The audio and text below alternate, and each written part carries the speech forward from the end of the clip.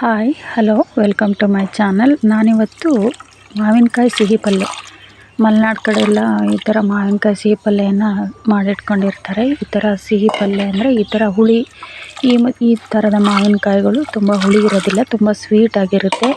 ಹಾಗಾಗಿ ಮಕ್ಕಳು ಸಹ ಈ ಥರ ಮಾವಿನಕಾಯಿನ ತಿನ್ನೋಕ್ಕೆ ಇಷ್ಟಪಡ್ತಾರೆ. ಈ ಥರ ಮಾವಿನಕಾಯಿಂದ ನಾವು ತುಂಬ ಒಂದು ವರ್ಷದವರೆಗೂ ಸ್ಟೋರ್ ಮಾಡಿ ಇಟ್ಕೊಳ್ಳೋಂಥ ಮಾವಿನಕಾಯಿ ಸಿಹಿ ಪಲ್ಯನ ಮಾಡಿಟ್ಕೊಳ್ತೀವಿ. ಅದನ್ನು ಮಾಡೋದು ಹೇಗೆ ಅಂತ ನಾನು ನಿಮಗೆ ಹೇಳ್ತಾ ಇದ್ದೀನಿ ನೋಡಿ. ನೀವು ಯಾರಾದರೂ ಈ ಥರ ಪಲ್ಯ ಮಾಡಿಟ್ಕೊಂಡಿದ್ರೆ ಖಂಡಿತ ನನಗೆ ಕಮೆಂಟ್ ಮಾಡಿ ಹೇಳಿ. ಈ ಥರ ಮಾವಿನಕಾಯಿಗೆ ನಿಮ್ಮ ಕಡೆ ಏನು ಹೇಳ್ತೀರಿ ಅಂತ ಕಮೆಂಟ್ ಮಾಡಿ ಹೇಳಿ. ನಾವು ಈ ಥರ ಮಾವಿನಕಾಯಿಗೆ ಸುಂದರಸ್ ಮಾವಿನಕಾಯಿ ಅಂತ ಕರಿತೀವಿ.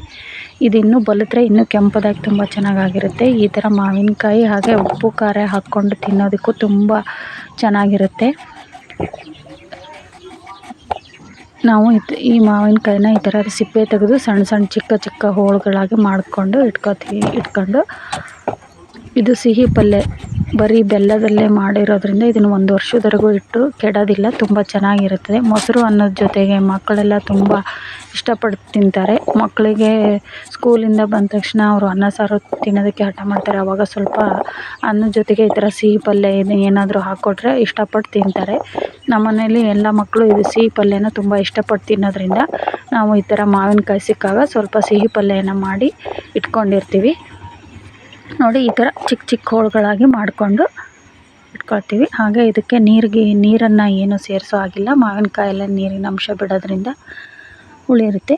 ಸುಮಾರು ಒಂದು ದೊಡ್ಡದಾಗಿರೋ 4 ಮಾವಿನಕಾಯಿಗಳನ್ನು ಹೆಚ್ಕೊಂಡಿದ್ದೀನಿ. ಅದಕ್ಕೆ ಒಂದು 4 ಮಾವಿನಕಾಯಿಗೆ ಸುಮಾರು 1 kg ಅಷ್ಟು ಬೆಲ್ಲ ಬೇಕಾಗುತ್ತೆ ನೋಡಿ. ಇದು ಬರೀ ಬೆಲ್ಲದಲ್ಲೇ ಬೇಯೋದ್ರಿಂದ ತುಂಬ ಟೈಮು ತಗೊಳ್ಳೋದಿಲ್ಲ. ನೀರು ಹಾಕಿದರೆ ಸ್ವಲ್ಪ ತುಂಬ ಟೈಮ್ ತಗೊಳುತ್ತೆ. ಸ್ವಲ್ಪ ಹೊತ್ತು ಬೆಲ್ಲ ಹಾಕಿದ ತಕ್ಷಣ ಮಾವಿನಕಾಯಲ್ಲಿರೋ ನೀರಿನ ಅಂಶ ಬಿಡೋದ್ರಿಂದ ಸ್ವಲ್ಪ ಬೆಲ್ಲ ನೀರಾಗಿ ಕಾಣಿಸುತ್ತೆ. ಆಮೇಲೆ ಸ್ವಲ್ಪ ಹೊತ್ತು ನಿಧಾನ ಬೆಂಕಿಯಲ್ಲಿ ಕಾಯಿಸ್ತಾ ಹೋದಾಗೆ ತುಂಬ ಗಟ್ಟಿಯಾಗ್ತಾ ಬರುತ್ತೆ. ನಾವು ಒಂದೆಳೆ ಪಾಕ ಬರುತ್ತಲ್ಲ, ಆ ಥರ ಉಂಡೆಗೆ ನಾವು ಬೆಲ್ಲಗಳನ್ನೆಲ್ಲ ಕಾಯಿಸ್ತೀವಲ್ಲ, ಆ ಹದ ಬರೋವರೆಗೂ ಚೆನ್ನಾಗಿ ಇದನ್ನು ಕುದಿಸಿ ತೆಗೆದು ಇಟ್ಕೊಳ್ಬೇಕು. ಆಮೇಲೆ ಒಂದು ಸ್ವಲ್ಪ ತಣ್ಣಗೆ ಆರಿದ ಮೇಲೆ ಒಂದು 10 ನಿಮಿಷ ಇದನ್ನು ಕುದಿಸಿ ಆರಿಸಿಟ್ಕೋಬೇಕು.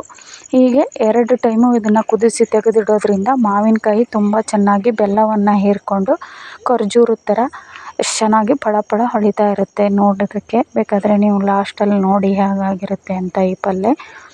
ಇದಕ್ಕೆ ಸ್ವಲ್ಪ ರುಚಿಗೆ ಚಿಟಿಕೆ ಉಪ್ಪು, ಒಬ್ಬೊಬ್ಬರು ಏಲಕ್ಕಿ ಹಾಕ್ಕೊಳ್ತಾರೆ, ಒಬ್ಬೊಬ್ಬರು ಖಾರ ಬೇಕು ಅನ್ನೋರು ಖಾರದ ಪುಡಿ ಹಾಕ್ಕೊಳ್ತಾರೆ. ನಮಗೆ ಇಷ್ಟ ಆಗೋದಿಲ್ಲ. ನಾನು ಸ್ವಲ್ಪ ಚಿಟಿಕೆ ಉಪ್ಪು ಮಾತ್ರ ಇದಕ್ಕೆ ಸೇರಿಸಿರ್ತೀನಿ. ಮಳೆಗಾಲದಲ್ಲಿ ಮಕ್ಕಳೆಲ್ಲ ಊಟ ಮಾಡೋದಕ್ಕೆ ಹಠ ಮಾಡ್ತಾ ಇರ್ತಾರೆ. ಆವಾಗ ನಾವು ಅನ್ನ ಊಟ ಮಾಡೋದಕ್ಕೆ ಹಠ ಮಾಡ್ತಾರೆ. ಹಾಗಾಗಿ ನಾವು ಮಕ್ಕಳಿಗೆ ಮೊಸರು ಅನ್ನದ ಜೊತೆಗೆ ಸ್ವಲ್ಪ ಈ ಥರ ಸಿಹಿ ಪಲ್ಯ ಹಾಕಿದರೆ ಇಷ್ಟಪಟ್ಟು ತಿಂತಾರೆ. ಹಾಗಾಗಿ ನಾವು ಈ ಪಲ್ಯನ ಒಂದು ವರ್ಷದವರೆಗೂ ಇರೋ ಥರ ಸ್ಟೋರ್ ಮಾಡಿಟ್ಕೊಳ್ಳೋ ಥರ ಮಾಡಿಟ್ಕೊಂಡಿರ್ತೀವಿ. ಇದು ಬರೀ ಬೆಲ್ಲದಲ್ಲೇ ಬೇಯಿಸೋದ್ರಿಂದ 1 ವರ್ಷ ಆದರೂ ಕೆಡೋದಿಲ್ಲ.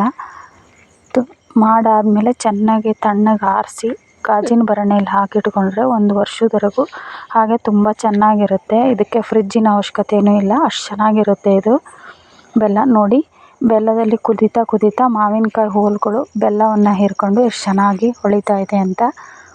ಈಗ ಇದು ಒಂದು ಹದಕ್ಕೆ ಬಂದಿದೆ. ಇದನ್ನು ನಾನು ಸ್ವಲ್ಪ ಹೊತ್ತು ಒಲೆಯಿಂದ ಕೆಳಗಿಳಿಸಿ ಆಮೇಲೆ ತಣ್ಣಗೆ ಆರಿದ ಮೇಲೆ ಮತ್ತೊಂದು 10 ನಿಮಿಷ ಕುದಿಸಿ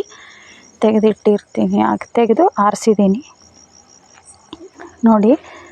ಒಲೆಯಿಂದ ಇಳಿಸಿದ ಮೇಲೆ ತಣ್ಣಗಾದಮೇಲೆ ಮತ್ತೆ ಒಂದು 10 ನಿಮಿಷ ಕುದಿಸಿ ಆಮೇಲೆ ತಣ್ಣಗೆ ಆರಿಸಿ ಈ ಥರ ನೋಡಿ.